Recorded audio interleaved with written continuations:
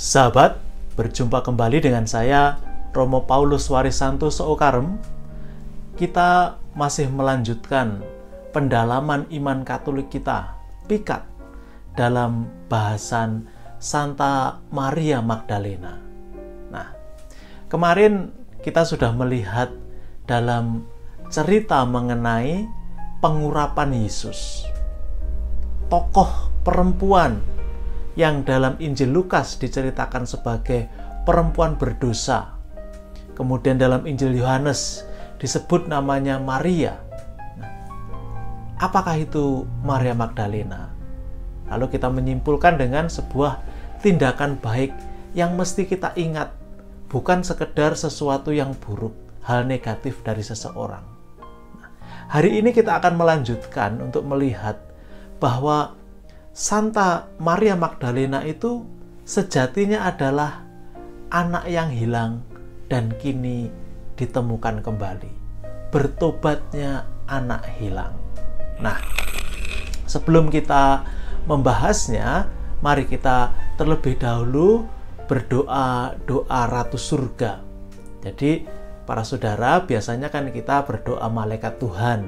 Tapi selama masa Paskah, doa malaikat Tuhan itu diganti dengan doa Ratu Surga. Nanti sampai dengan Pentakosta. Setelah itu kita kembali ke malaikat Tuhan yang biasa. Mari kita memulai. Demi nama Bapa dan Putra dan Roh Kudus. Amin. Ratu Surga, bersukacitalah, haleluya. Sebab ia yang sudi kau kandung, haleluya. Telah bangkit seperti yang disabdakannya, haleluya. Doakanlah kami pada Allah, haleluya. Bersukacitalah dan bergembiralah perawan Maria, haleluya.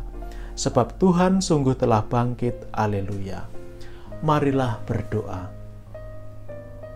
Ya Allah, Engkau telah menggembirakan dunia dengan kebangkitan Putramu, Tuhan kami Yesus Kristus. Perkenankanlah kami bersukacita dalam kehidupan kekal bersama bundanya perawan Maria. Demi Kristus pengantara kami. Amin. Demi nama Bapa dan Putra dan Roh Kudus. Amin. Sahabat, sebelum kita memulai, saya ingin menjelaskan sedikit bahwa bahasan kita di awal-awal ini atau bagian pertama, itu kita lihat hampir semuanya itu dari sisi Alkitab. Jadi kita mendasarkannya itu dari sisi Alkitab. Apa yang tertulis di sana dan bagaimana kita mencoba melihat cerita di baliknya. Lalu nanti bagian kedua, kita akan melihat Santa Maria Magdalena itu dari cerita penampakan yang dialami oleh Beata Anna Emmerich. Jadi nanti pada bagian kedua, saya akan mengambil dari buku ini. Jadi buku ini adalah Maria Magdalena di dalam penglihatan yang dialami oleh Anna Catherine Emmerich. Jadi Beata Anna Emmerich ini selama hidupnya, terlebih ketika dia mendapat karunia stigmata, sakit, lalu dia mendapat banyak penglihatan terutama mengenai hidup Yesus. Lalu dari penglihatan yang banyak itu dibukukan. Ada yang khusus mengenai Santa Perawan Maria, jadi hidup Bunda Maria, dan ini satu buku khusus mengenai Santa Maria Magdalena. Nanti kita akan lihat. Jadi setelah kita melihat dari dasar-dasar kitab suci, lalu kita nanti melihat cerita berdasarkan penampakan yang dialami oleh Beata Anna Catherine Emmerich. Nah, sekarang kita kembali ke topik bahasan kita hari ini adalah bertobatnya anak yang hilang. Jadi kalau cerita mengenai anak hilang, jadi yang begitu terkenal dalam Injil Lukas bab 15 itu kembalinya si anak hilang, kemudian juga ditambah lukisan yang hebat dari Rembrandt mengenai prodigal son gitu. Santa Maria Magdalena ini boleh dikatakan adalah kembalinya si anak hilang, anak perempuan yang hilang ini. Nah, cerita dari Injil Lukas yang kemarin kita lihat, Lukas bab 7, yang Yesus diundang. Jadi kemarin kan jelas ya, Di mana? Di suatu kota. Kota mana tidak disebutkan. Lalu siapa yang mengundang? Orang Farisi. Namanya siapa tidak tahu. Lalu diceritakan di situ bahwa di kota itu ada perempuan yang terkenal pendosa. Jadi perempuan itu dikenal sebagai pendosa. Hebat kan? Dikenal secara luas sebagai pendosa. Dan dia datang kemudian mengurapi Yesus. Nah, ceritanya adalah ketika perempuan ini sedang mengurapi Yesus, si tuan rumah yang mengundang itu dalam hatinya bertanya atau menggerutu atau istilahnya rasan-rasan gitu ya, dalam hati tapi Yesus ngerti meskipun dia dalam hati. Dia mempertanyakan istilahnya kredibilitas Yesus ini. Dia mengatakan kalau orang ini benar-benar guru, nabi, Mesias begitu ya, dia mesti ngerti siapa perempuan yang mengurapi dia ini. Ya, karena pada waktu itu, ya pemahaman orang waktu itu, kalau kita ini orang baik, janganlah bersentuhan dengan orang jahat, orang berdosa. Nanti ketularan, dosa itu menular. Maka orang tuan rumah itu ngerasani Yesus, wah kalau Yesus tahu siapa yang mengurapi ini adalah perempuan pendosa, dia tentu tidak akan membiarkan dirinya tertular oleh dosa itu. Yesus tahu dong bahwa tuan rumah ini sedang ngerasani.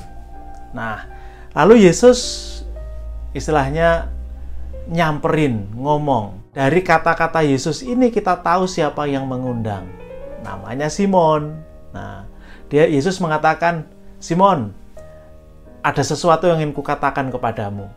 Lalu Simon mengatakan, oh ya guru, silahkan. Biasanya kan gitu kan, tuan rumah meskipun hatinya itu dongkol, hatinya apa, kalau ngomong kan harus manis. Oh iya, silahkan. Kalau Yesus bertanya atau meminta Simon ini untuk menilai.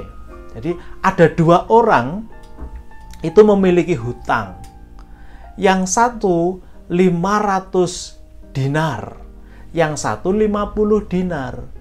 Nah, kalau hutang kedua orang ini diputihkan gitu ya, dihapuskan oleh sang piutangnya gitu, mana dari dua orang ini yang ungkapan syukurnya lebih besar? Simon mengatakan, oh yang utang $500 dong, yang utang 500 dinar maksudnya, 500 dinar dong. Lalu Yesus mengatakan, benar sekali. Dan perempuan ini yang dikenal sebagai pendosa ini, dia juga mengungkapkan terima kasihnya karena dosanya yang besar itu diampuni. Dan dia menunjukkan dengan sungguh-sungguh. Sejak saya datang di sini, sejak awal, dia menciumi kakiku, membasuhnya dengan air mata dan dengan parfum. Sahabat di sini mau mengatakan bahwa perempuan berdosa ini, dosanya itu adalah masa lalu. Dan dia mendapat ampun dari Tuhan. Perjumpaan perempuan itu dengan Yesus telah mengubahnya. Dan itu kemudian membuat dia mau mengungkapkan syukurnya. Maka di sini pertanyaan, apakah Maria Magdalena itu pendosa? Kita bisa mengatakan dulu memang iya. Bisa dikatakan benar bahwa masa lalunya bukanlah perempuan suci. Tapi semenjak dia berjumpa dengan Yesus, hidupnya berubah. Dan dia tidak takut, tidak malu untuk mengungkapkan rasa syukurnya itu. Bahkan seperti dalam jamuan makan itu, dia tidak malu datang dan membasuh, menciumi kaki Yesus sebagai ungkapan syukur.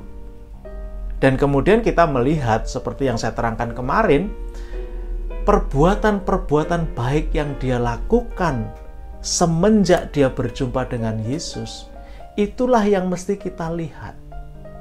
Seperti halnya kita boleh bertanya dengan diri kita sendiri dong.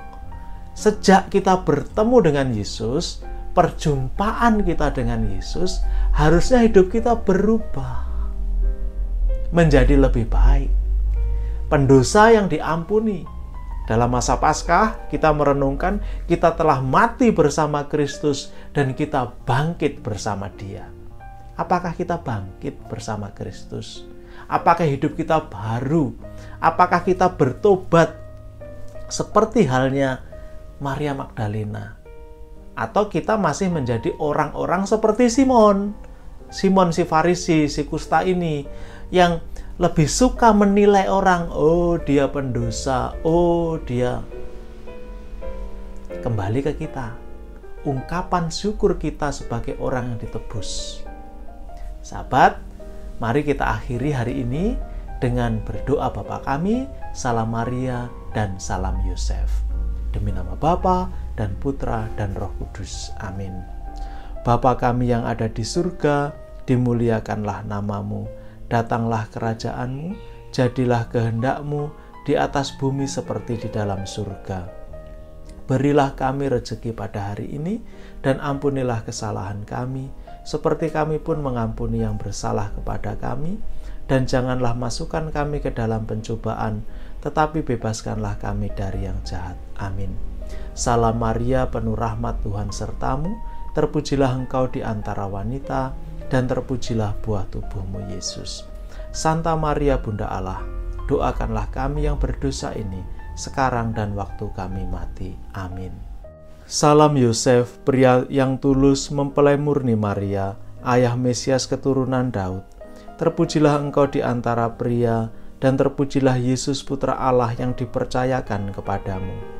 Santo Yosef, pelindung gereja semesta, lindungilah keluarga-keluarga kami dalam damai dan rahmat ilahi, dan dampingilah kami pada waktu kami mati. Amin. Kemuliaan kepada Bapa dan Putra dan Roh Kudus, seperti pada permulaan, sekarang, selalu, dan sepanjang segala abad. Amin. Terpujilah nama Yesus, Bunda Maria, serta Bapa Santo Yosef, sekarang dan selama-lamanya. Demi nama Bapa dan Putra dan Roh Kudus. Amin.